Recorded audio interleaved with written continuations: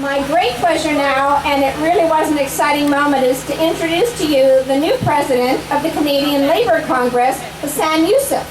And I just have to say that I had the absolute pleasure and joy of being in Montreal for the Canadian Labour Congress when Hassan was elected. He sat only a row away from me, and when I invited him to come, I had no doubt that he'd remember me because I was the crazy lady standing on the chairs waving all of his flags when he won by only 40 votes. But we don't care. It only takes one, and we're so happy to have him here with us today. Hassan Hussein.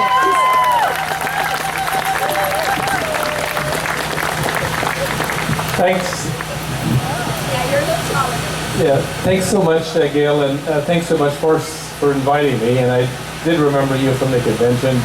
She wasn't the only crazy one there. There was lots of others. So there was 5,000 people there. But sisters and brothers, it's an honor for me to come and join you here today for many reasons. One, I want to be clear, as I said during the CLC convention, wherever workers are walking a picket line across this country, their president of the Canadian Labour Congress will be there with them. And I understand fundamentally the importance of this dispute.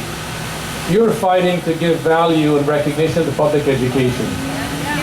All of us who have had the good fortune to go into our public school to get a decent education recognize we would not be the kind of human beings we are today had it not been for teachers like you who instill values and, more importantly, force us to learn so we can become better human beings. The children in this province are truly blessed for the commitment you make to public education. The fact that you're out here fighting, you could easily be fighting for wages, but you made a fundamental decision that class size matters. Why? Because teachers need to have the time so they can properly attend to the needs of the children in the classroom. Having a classroom that's overwhelmed by kids where you don't have the time, fundamentally what it does, it robs the child of the opportunity to get that special attention that he or she may need so they can get the instruction and the support they need so they can learn properly. You've made a fundamental decision not only to take on this dispute, but more importantly, spend thousands and thousands of dollars going to the court to challenge this government to say, we have a fundamental right to bargain class size, and the court is on your side right now. I know despite that important ruling, does not mean that this government will recognize that. They will appeal this decision, I'm sure, all the way to the Supreme Court of Canada. And we've seen that time and time from governments across this country. But it is also important, I think, in the context of your dispute, that this is no different than other provinces. We have seen government who continue to starve the public education system for the proper resources it needs to ensure that working people's kids are given a fair opportunity. And more importantly, I think, in the context of your dispute, the families and the kids who are supporting you, they understand fundamentally that only people that are standing up to defend public education is the BCTF and its members right across this province. It's also critical for me to extend a great deal of thanks to our brothers and sisters in CUPE and all the affiliates who have come out here today to show support, because CUPE members understand fundamentally their kids go to public education. They are in the same schools that you are teaching at. And they understand what you're struggling with here today.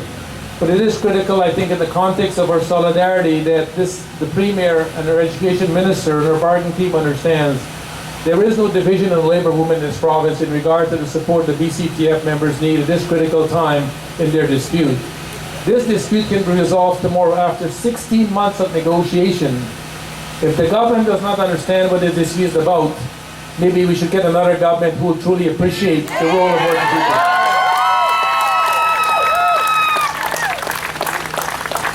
Within a short period of time, if the Premier gives the direction to her bargaining team that she wants to see this resolved, it would be resolved. So sisters and brothers, it's a great honor for me to come out and join you here.